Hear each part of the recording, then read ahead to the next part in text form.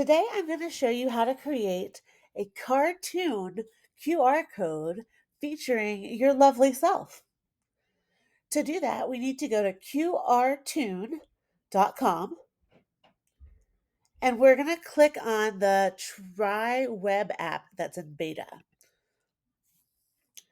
Okay, you have a few choices. You can scan a current QR code you have, or upload a current QR code you have, or enter a link to create your own unique QR code. So I'm going to enter a link because I need to make one for a presentation that's coming up soon.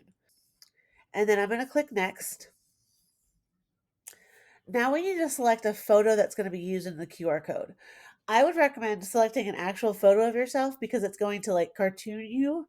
So don't use a Bitmoji or it'll look even funnier. So select a photo, a nice headshot if you have one. Open that and it's going to process. It might take a second to process.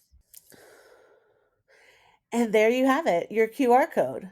So here we are. Here's your QR code. As you see, your cute little cartoon face is in the middle. You can choose another photo if you don't like that one.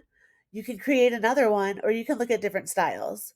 And then when you're ready, just click the download button and your QR code will download. See you next time. Bye.